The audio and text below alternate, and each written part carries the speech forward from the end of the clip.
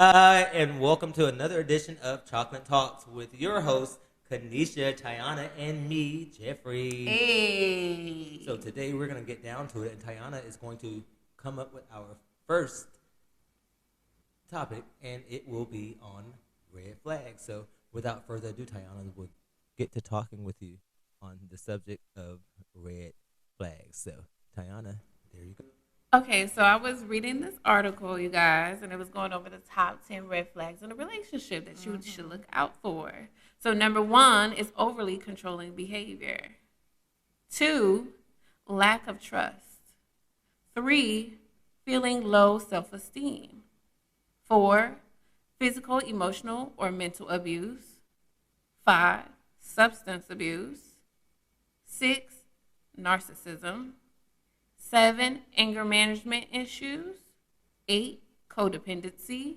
9, inability to resolve conflict. And 10, constant jealousy. Well, Tyanna, I think those were some really, really deep topics. Anger management issues. That sticks out for me. Narcissism sticks out. Substance abuse sticks out. Mental abuse. Lack of trust, but also overly controlling behavior. And then with lack of trust, I just wanted to layer in the fact of when people tell a lie in the beginning, they're going to be lying to the end. So just know that from the beginning, if they tell you a lie, because I had somebody lie and tell me he only had 1 kid when he in fact had 2, and I still overlooked it. And then in the end, he was lying about so much other stuff that I was like, that's what I get for not trusting my gut in the beginning when he lied about them kids. I think, it's inevitable. You're going to run into some liars. I think one of my worst liars, like you said, it starts from the beginning to the end. And, at first, how you kind of blinded. You're like, oh, I really like this person. So when they lie, you're just like, oh, well, maybe it's a misunderstanding. Maybe I didn't quite get. What are they lying about? Tell me what they're lying about. They used to lie about money.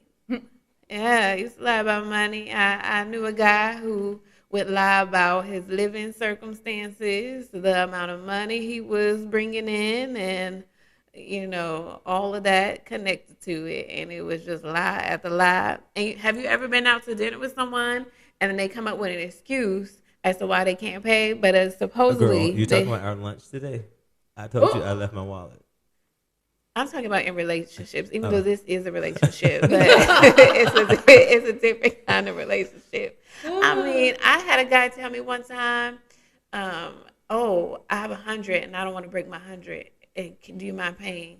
Have y'all experienced something weird like that before, where someone lied that much about trying to get out of paying, but quote unquote has money, and you're like, something ain't adding up, or just any kind of weird ass excuse for not paying. Was it an African? Let me tell you something. The Africans I dated always had money. They were successful. Like, I never lied. They never lied about the money. Now, they lied about other stuff, but they never lied about the money. I've never had to pay. Anytime I dated an African, I never paid. Okay, so let's get to the red flag, the narcissistic. Have you ever dealt with somebody with narcissistic type behavior? Ding, ding, ding, ding. I feel like, I don't know why, but most of the guys I end up discovering their narcissism once I'm fully invested in the relationship, I'm like, dang, all this narcissism is killing me. Because then it's like, it's their way or no way. And then that is linked to them not being able to resolve any issues. And I think that was on the list too, because they're narcissists and it's their way or no way. So if you're trying to sit up there and, hey, let's hash this out, let's come to an agreement or whatever, then they jump in and be like, nope, it's my way. And I'm like, oof. So I've dated several narcissists. And so we also talked about over-controlling. Like, what do you mean when you think about over-controlling? Like, somebody who says, oh, when I go to a restaurant, let me go ahead and do the ordering. Or they're... That's kind of...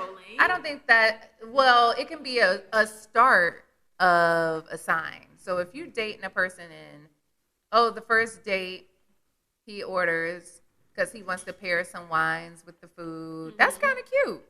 But if you're on like date number 10 and he's still ordering for you without even asking you, that's a sign of control.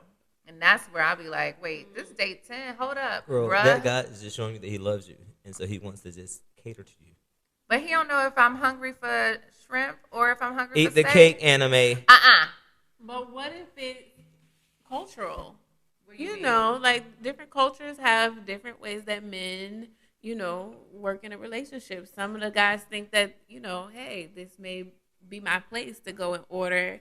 If it's an attractive quality, this is what we do in our culture. Like, I don't know. I'm open to it as long as it's not one of those forceful things. Like, if I'm not able to be like, oh, no, I don't want that tonight. Instead of, can we try this? Then, okay, now I'm seeing what you're saying. Like, yeah, that's a red flag. Mm-hmm. But if you're allowing me to then, interject if I need to or change something up, then that can still be sexy that you're still ordering me. Because sometimes that's what I want from Jonathan. I'm like, just sit down, order. Like, I don't want to think about it. You know what I mean? Like, I just want to come and enjoy it myself, and I just want to enjoy whatever you pick out, because sometimes it can be good. And, I'm indecisive at times, so it saves me the stress of being like, ooh, that sound good. Ooh, that do too. Right. Yeah.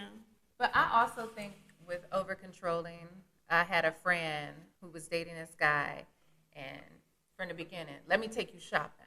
Mm-hmm. Take her shopping. Let me get your hair done. So he was basically building a woman. Grooming her.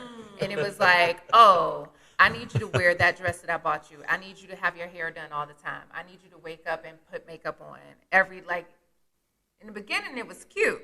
Mm-hmm. Oh, he took me shopping. Oh, he took me to get my hair done. Oh, I like this.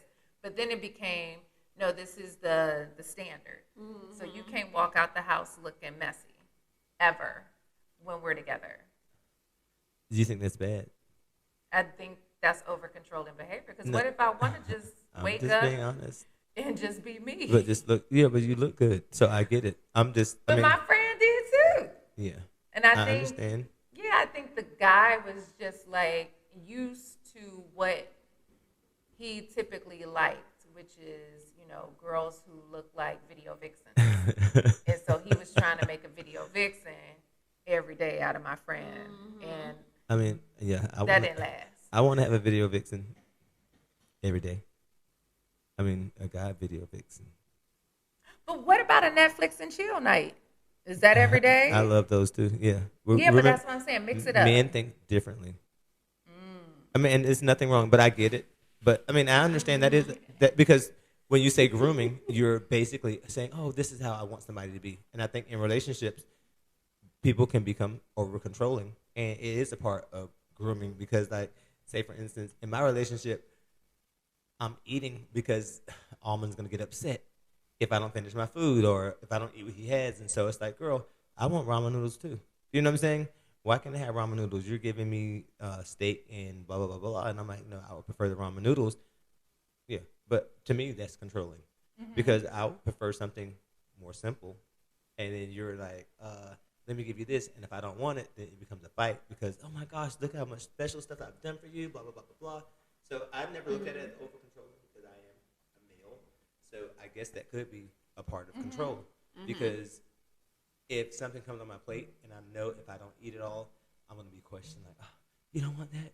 Oh, you don't like that? And so in my mind, it is it's controlling my behavior because it's like, okay, Jeffrey, eat it because you know what's going to happen if you don't eat it, and you want to go into this long diatribe of things that are going to come with you not eating because now it's going to be this whole issue or you don't like that, blah, blah, blah, blah.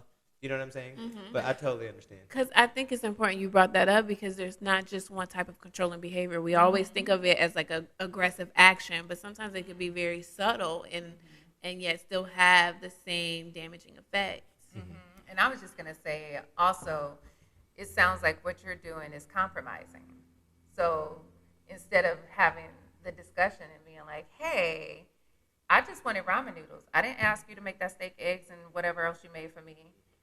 Instead of having that conversation, you were like, I'll go ahead and eat this because I don't feel like dealing with him. But sometimes it's worth it to be like, let me deal with this person so we can like nip this behavior in the bud. So yes, there are days when I want you to make me steak and lobster or whatever, but then there's also days where I'm like, I can be easy peasy. It's just about communicating, I think. What do we think about the narcissist